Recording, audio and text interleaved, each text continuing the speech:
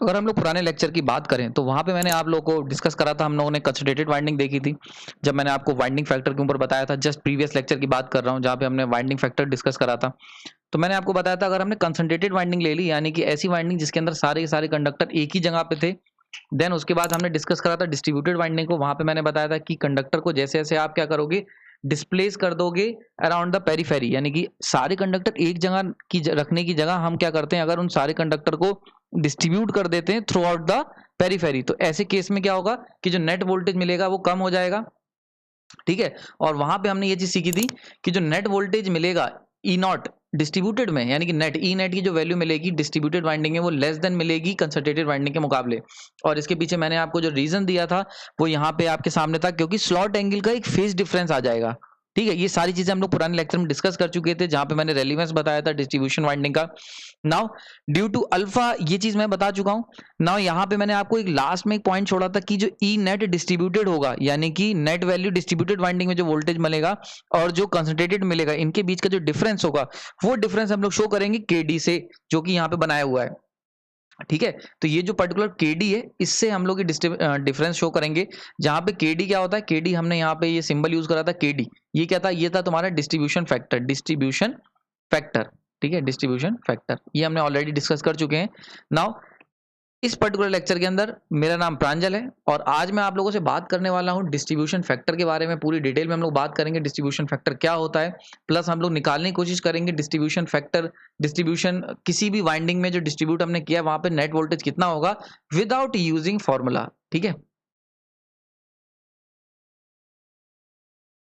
Now सबसे पहले अगर हम लोग डेफिनेशन की बात कर लेते हैं, तो डेफिनेशन की अगर बात करते हैं तो देखो ये चीज हम जानते हैं कि जो ई नेट डिस्ट्रीब्यूटेड होगा वो ई नेट कंसंट्रेटेड से कम होगा।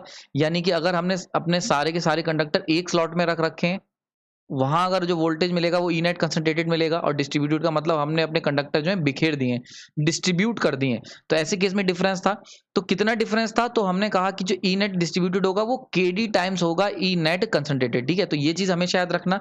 ठीक है, हम लोग यहाँ पे कि जो ई नेट डिस्ट्रीब्यूटेड होगा वो लेस देन होगा, कितना कम होगा, तो केडी टाइम्स होगा ई नेट कंसंट्रेटेड के। अब देखो क्योंकि केडी टाइम्स है ई नेट कंसंट्रेटेड के और ई कंसंट्रेटेड जो है वो ज्यादा है, तो यानी कि यहाँ से एक बात क्लियर हो गई कि केडी की वैल्यू जो होगी वो लेस देन इक्वल टू 1 होगी। ठीक है, तभी तो देखो ऊपर वाली इक्वेशन अगर तुम्हें जस्टिफाई करनी है, ऊपर वाली इक्वेशन की जो नेट वोल्टेज मिलेगा कंसंट्रेटेड वाइंडिंग में वो ज्यादा होगा as compare to distributed winding के, तो ये कब हो सकता है, ये तब हो सकता है जब केडी की वैल्यू या तो 1 हो या फिर ग्रेटर देन लेस देन 1 हो, तभी ये चीज पॉसिबल है। ठीक है, तो यहां से ये चीज समझ में आ गई।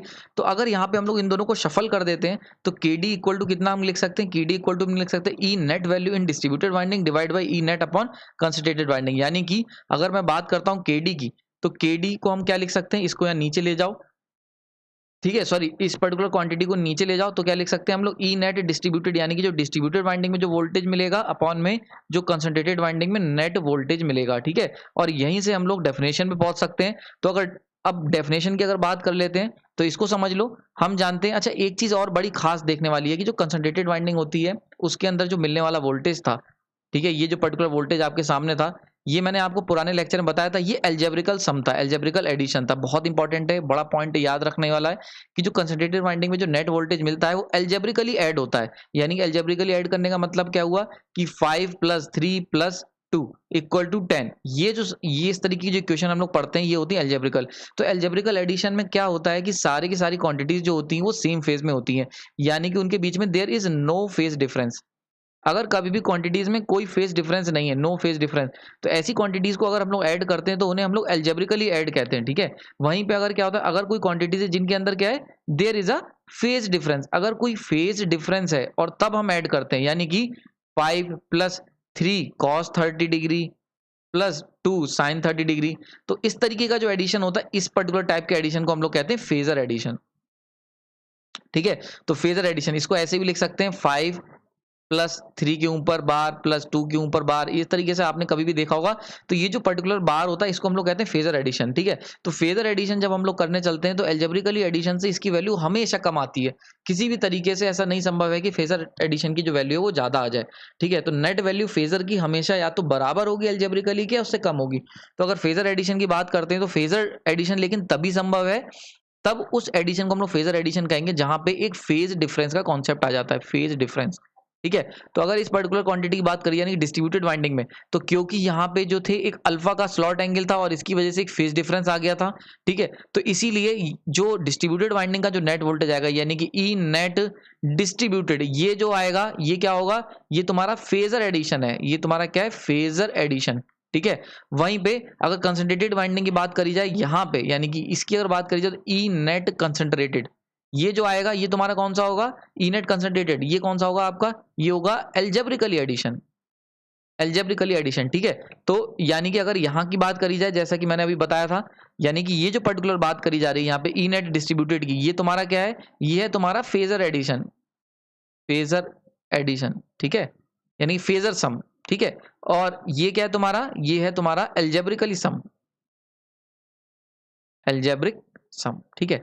तो समझ में आ गया होगा, यानी कि ऊपर वाली क्वांटिटी जो है ई नेट डिस्ट्रीब्यूटेड, ये हमेशा फेजर सम होता है, और जो कंसंट्रेटेड वाइंडिंग के अंदर जो नेट वोल्टेज आएगा ये तुम्हारा एल्जेब्रिक सम होता है, ठीक है। इसके ऊपर भी एक अच्छा क्वेश्चन आया हुआ है छोटे मोटे एग्जाम्स में, एसएससी जेई में, या आप कभी भी वाइवा में इंटरव्यू में फेस करोगे तो ये पूछ लिया जाता है कि अगर डिस्ट्रीब्यूटेड वाइंडिंग कर दी तो वहाँ कौन सा जो नेट वोल्टेज मिलेगा वो कौन सा मिलेगा, तो वो हमेशा याद रखना फेजर एडिशन मिलेगा, ठीक है। जबकि जो नेट कंसंट्रेटेड वाइंडिंग करोगे वहाँ एल्जेब्रिक होगा। रीजन क्या है, कंसंट्रेटेड वाइंडिंग में जितने भी कंडक्टर है उनमें किसी भी तरीके का फेज डिफरेंस नहीं है, ठीक है। नाउ आगे चलते हैं। अब फाइनल में आपको यहाँ पे डेफिनेशन कवर करता हूँ, एक एक पॉइंट ध्यान से समझना। सबसे पहले अगर बात करी जाए केडी की, तो केडी को हम कह सकते हैं, अभी मैंने पीछे बताया था, फेजर सम ऑफ ईएमएफ, ठीक है। यानी कि अगर वोल्टेजेस जो है उनका phasor sum divide by algebraic sum of EMF, ये भी कह सकता हूँ, क्योंकि अभी मैंने पीछे देखा था केडी इक्वल टू क्या था, ई नेट डिस्ट्रीब्यूटेड वाइंडिंग का अपॉन में ई नेट कंसंट्रेटेड वाइंडिंग का, ठीक है। ये देखो यहाँ मैंने लिखा हुआ ऑलरेडी फॉर्मूला, ठीक है। तो ये जो ई नेट डिस्ट्रीब्यूटेड है ये क्या चीज है, फेजर सम ऑफ ईएमएफ है, और ई नेट कंसंट्रेटेड क्या है, एल्जेब्रिक सम है, ठीक है। तो और इसको हम ये भी लिख सकते हैं कि भाई केडी इक्वल टू क्या, it is the ratio of EMF induced per phase. ध्यान रखना, बहुत इंपॉर्टेंट पॉइंट है कि यहाँ पे हम लोग, क्योंकि जब थ्री फेज वाइंडिंग के अंदर हम लोग, अल्टरनेटर के अंदर थ्री फेज वाइंडिंग होती है, तो उसके अंदर जो ईएमएफ होता है वो पर फेज की वैल्यू होती है, यहाँ पे एक फेज की, यानी कि पर फेज की बात हो रही है, ठीक है। तो ये पॉइंट बहुत इंपॉर्टेंट है, इसमें गलती नहीं होनी चाहिए। तो अगर पूछा जाएगा तुमसे एग्जाम में केडी क्या है, तो it is the ratio of EMF induced per phase in the distributed winding. सबसे पहले डिस्ट्रीब्यूटेड वाइंडिंग आएगा टू दी, यानी कि upon EMF induce in the concentrated winding, यानी कि डिस्ट्रीब्यूटेड वाइंडिंग का वोल्टेज अपॉन में कंसंट्रेटेड वाइंडिंग का नेट वोल्टेज, ठीक है। तो ये चीज याद रखना, इसमें कोई दिक्कत नहीं होनी चाहिए। नाउ ये सेकंड पॉइंट भी अगेन नीचे वाला कि केडी की जो वैल्यू होगी वो इक्वल टू 1 होगी फॉर कंसंट्रेटेड वाइंडिंग। अगर तुम कंसंट्रेटेड वाइंडिंग ले रहे हो तो केडी की वैल्यू 1 हो जाएगी, अगर डिस्ट्रीब्यूटेड वाइंडिंग ले रहे हो तो केडी की वैल्यू लेस देन 1 होगी, ठीक है। तो मैं याद होगा फॉर्मूला मैंने बताया था, जो ईएमएफ इंड्यूस होगा ई इक्वल टू, जो निकल के आया था हमारे पास वो कितना आया था, 4.44 FT5 KC KD, ठीक है। वाइंडिंग फैक्टर था KW, पिछले लेक्चर में हमने देखा था KW जो होता है वो KC इंटू KD होता है, ठीक है। तो यहाँ पे मैं क्या KD डिस्कस कर रहा हूँ, आने वाले KC को KP कर लो, पिच फैक्टर है ये, ठीक है। तो आने वाले लेक्चर में आपको बताऊंगा, ठीक है, कॉइल फैक्टर या पिच फैक्टर क्या होता है। अभी हम लोग डिस्ट्रीब्यूशन फैक्टर की बात कर रहे हैं, तो केडी का समझ में आ गया होगा मतलब। तो यहाँ पे केडी की जो वैल्यू आ जाएगी वो क्या आएगी, या तो लेस देन 1 आएगी या फिर मैक्सिमम 1 आएगी, ठीक है। क्लियर हो गया। तो अगर कंसंट्रेटेड वाइंडिंग तुमने यूज कर ली, तो अगर ठीक है, तो ईएमएफ फॉर कंसंट्रेटेड वाइंडिंग, तो उसमें क्या होगा, केडी की वैल्यू 1 हो जाएगी। ये चीज बड़ा इंपॉर्टेंट है, इस पे भी क्वेश्चन आया हुआ है, छोटे एग्जाम्स में इस पे क्वेश्चन आ जाता है, डेफिनेशन पे क्वेश्चन आ जाता है।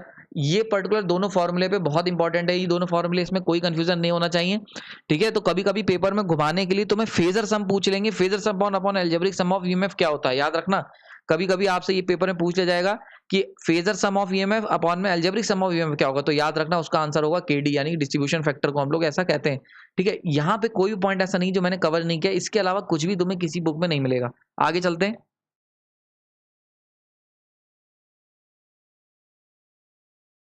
ना अगर इफेक्ट की एनालाइज करने की बात करी जाए, यानी कि अभी मैंने जो आपको जितनी भी चीजें बताई हैं, जो भी चीज सीखी हैं, यहाँ पे इस पर्टिकुलर पार्ट में हम देखेंगे कि केडी का क्या असर पड़ेगा डिस्ट्रीब्यूशन फैक्टर का, ठीक है। प्लस यहाँ पे ये जो पर्टिकुलर सेक्शन है, यानी कि अब जो मैं बताने वाला हूँ, ये जो न्यूमेरिकल एक एग्जाम्पल आपके सामने दिया हो, इसको जब मैं सॉल्व करूंगा, बहुत ध्यान से समझना, ये मैं विदाउट फॉर्मूला, याद रखना, ये मैं विदाउट फॉर्मूला सॉल्व कर रहा हूँ, ठीक है। और यहां से आपको एक अप्रोच मिल जाएगी कि अगर फॉर्मूला नहीं दिया हुआ है तब कैसे सॉल्व करना है, ठीक है। तो ये भी तुम्हें पता चल जाएगा, कोई भी न्यूमेरिकल आ रहा है और अगर तुम्हें फॉर्मूला ना याद नहीं आता है, ऐसे केस में कैसे सॉल्व करना है, डिस्ट्रीब्यूशन फैक्टर की वैल्यू कैसे निकालनी है। चलिए शुरू करते हैं। सबसे पहले ये दे रखा है कि देखो m इक्वल टू 3 है। m का मतलब मैं बता चुका हूं, m है तुम्हारा स्लॉट पर पोल पर फेज, ठीक है। तो m जो होता है वो स्लॉट पर पोल पर फेज होता है, उसकी वैल्यू 3 दे रखी है, ठीक। नाउ अल्फा ये क्या होता है, स्लॉट एंगल होता है। m का मतलब हो गया मैकेनिकल एंगल की बात हो रही है, 20 डिग्री दिया हुआ है। केडी तुमसे पूछा गया है, पोल्स, नंबर ऑफ पोल्स कितने, 2 हैं, ठीक है, ये चीजें तुम्हें गिवन है। अच्छा एक चीज और याद रखना, इस पूरे मैंने आपको ऑलरेडी बताया हुआ है, कभी भी तुम मशीन में कुछ भी डिस्कस करते हो तो वहां पे जब भी आप एंगल लोगे तो कैलकुलेशन में हमेशा एंगल इलेक्ट्रिकल एंगल लिया जाता है, ठीक है। तो यानी कि ये जो अल्फा दिया हुआ है 20 डिग्री, इसको तुम्हें इलेक्ट्रिकल में कन्वर्ट करना पड़ेगा, तो वो कर लेते हैं। अल्फा इलेक्ट्रिकल इक्वल टू कितना होता है, P/2 इंटू अल्फा मैकेनिकल होता है। पोल्स 2 हैं, नंबर ऑफ पोल्स 2 हैं, तो यानी कि alpha electrical equal to alpha mechanical, तो कितना हो गया, दोनों के दोनों 20 डिग्री, ठीक है। तो पहले ये चीज समझ में आ गई। आगे चलते हैं, सबसे पहले हम लोग कंसंट्रेटेड वाइंडिंग को निकालने का सॉल्व करेंगे। तो अगर कंसंट्रेटेड वाइंडिंग ले लेता मैं इन दैट केस, तो ई नेट कितना होता, E1 plus E2 plus E3 होता। अगर सबके मैग्नीट्यूड बराबर है, जो कि हमने देखा था अभी पुराने लेक्चर्स में, कंसंट्रेटेड वाइंडिंग क्योंकि सारे कंडक्टर एक ही जगह रखे होंगे और फ्लक्स कटिंग एक्शन एक ही साथ होगा, तो नेट कंडक्टर की जो वैल्यू होगी वोल्टेज की, वो सबकी बराबर होगी मैग्नीट्यूड।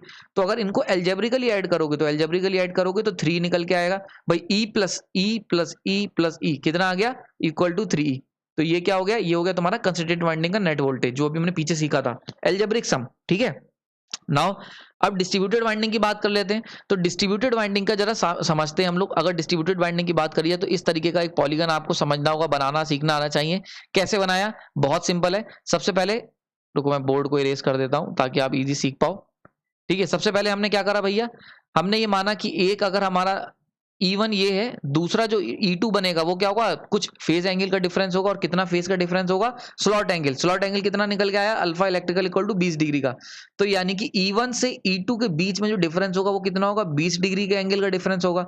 तो यहाँ पे 20 डिग्री का डिले, और डिफरेंस क्या है, डिले, डिले याद रखना।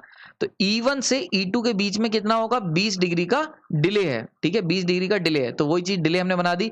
तो ये देखो यहाँ पे लैग करा दिया, आपको पता है लैग जो एंगल होते हैं उनको हम लोग क्या करते हैं, नीचे शिफ्ट करते हैं, ठीक है। तो इस तरीके से पर्टिकुलर बना दिया मैंने। अगर ये रिफरेंस लाइन है, ये 20 डिग्री का डिले हो गया, this one is E2। Now E3 जो होगा वो E2 से 20 डिग्री लैग करेगा, तो ये रेफरेंस लाइन हो गई, इससे 20 डिग्री लैग करेगा, तो नीचे बना दो, दिस वन इज E3, और ये हो गया 20 डिग्री का। अब नेट वोल्टेज की अगर बात करी जाए तो पहला पॉइंट जहां से स्टार्ट हुआ है और जहां पे वोल्टेज निकालना है, यानी कि E1 plus E2 plus E3, यहां से लेके नेट, तो ये हो गया ई नेट, ठीक है। तो ई नेट की जो वैल्यू निकल के आएगी, ई नेट इक्वल टू कितनी आ जाएगी, E1 का vector phasor sum plus E2 का फेजर सम प्लस E3 का फेजर सम, ठीक है। तो ये तीन, ये यहाँ पे ये वैल्यू जो निकल के आ जाएगी ई नेट, ये कौन सी आएगी, ये ई नेट डी लिख दे रहा हूँ डिस्ट्रीब्यूटेड के लिए, ठीक है, यहाँ पे मैंने बना रखा है। नाउ ये चीज देखो, अब अगर हम लोग बात करते हैं, इसको समझो, अगर इस पर्टिकुलर ट्राइंगल को, ये जो ट्राइंगल नहीं कहूंगा इसे, ये जो हमने पॉलीगन बनाया हुआ है, इसको अगर मैं थोड़ा सा रोटेट कर दूं, देखो यहाँ पे अगर हमने इसे रोटेट कर दिया तो ये कुछ इस तरीके का बना सकते हैं। क्या करा है हमने, जो E1 यहाँ ले रखा था, इसे रोटेट करा के अगर बनाओगे तो ये पर्टिकुलर डायग्राम बनेगा। जस्ट तुमने क्या करा है, ई नेट जो है इसे रिफरेंस ले लिया, यानी कि इसे प्लेन ले लिया है। तो जब ई नेट को तुम रिफरेंस लोगे तो ये लाइन रिफरेंस में आ जाएगी इस तरीके से, this one is your reference line, और ये पर्टिकुलर सारी के सारे E1 E2 E3 उसी के हिसाब से शिफ्ट हो जाएंगे, ठीक है। आई होप जी समझ में आ रही होगी, इसमें कोई डाउट नहीं होना चाहिए, ठीक है। ओके, तो हमने क्या करा, हमने जो ई नेट था उसे यहाँ रेफरेंस ले लिया, ध्यान से समझते रहना, ई नेट को मैंने रेफरेंस ले लिया, ठीक है। अब क्या होगा, अगर ई नेट को रेफरेंस ले लोगे तो यहाँ से कंपेयर करो, यहाँ पे बना रहा हूँ आपके लिए।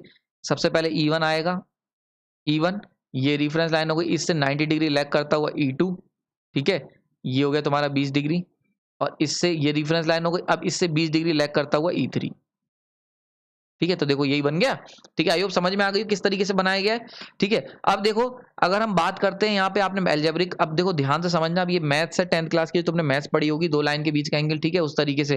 तो देखो ये एंगल, ये लाइन पैरेलल है, ये दोनों पैरेलल लाइंस है, तो ये जो पर्टिकुलर एंगल होगा ये भी एंगल वही होगा, यानी कि ये भी 20 डिग्री हो गया।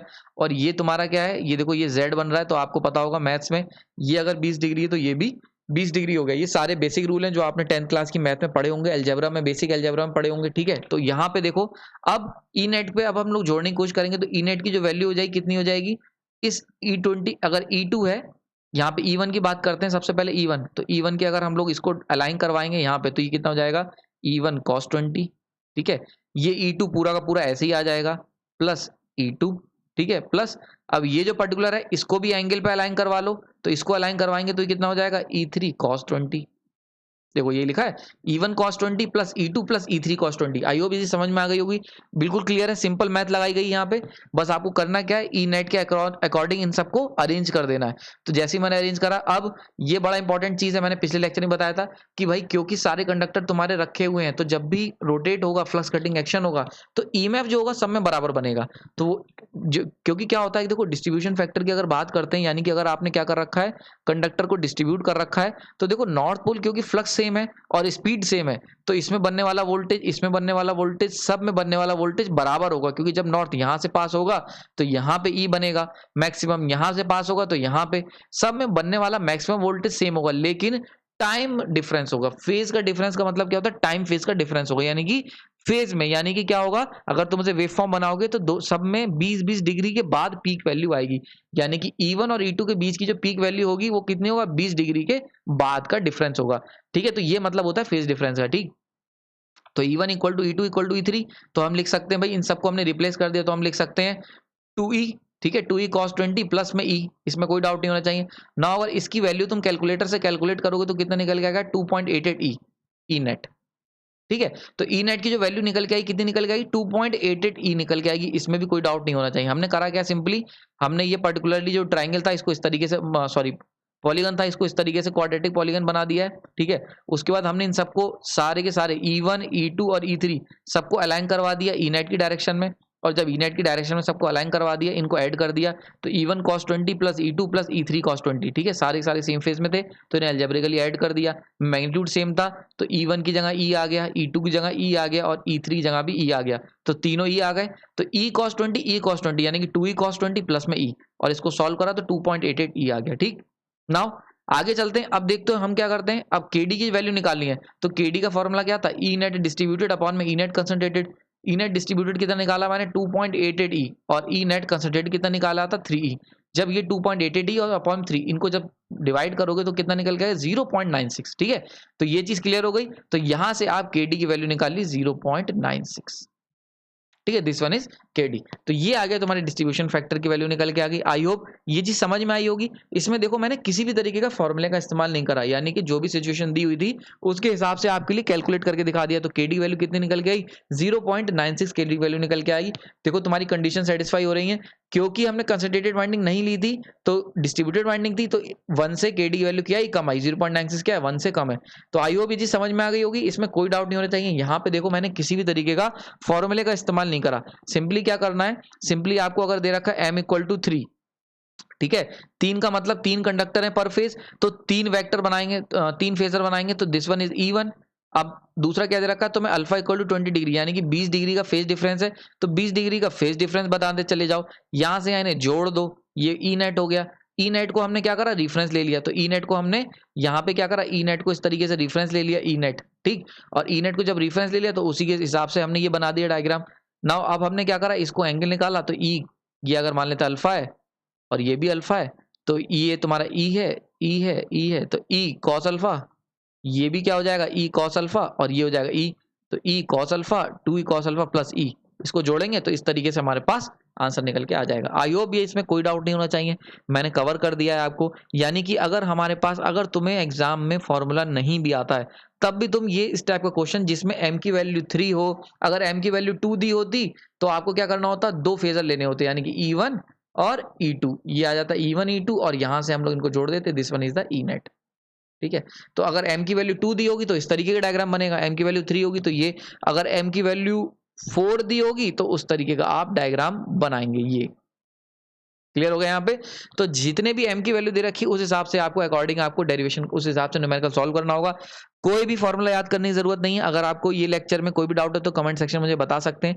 किसी भी तरीके का फॉर्मूला आपको तैयार करने की जरूरत नहीं है, ठीक है। तो यानी कि विदाउट फॉर्मूला, अगर आपका पेपर में आप फॉर्मूला भूल गए हो, चाहे कोई भी एग्जाम दे रहे हो, तो आप इस फॉर्मूले से डायरेक्टली क्वेश्चन को सॉल्व कर सकते हो, ठीक है। लेकिन यहाँ पे एक चीज बड़ी इंपॉर्टेंट है, क्योंकि ये थोड़ा सा टाइम टेकिंग का प्रोसेस है, तो इसलिए फॉर्मूला भी आपको आना जरूरी है।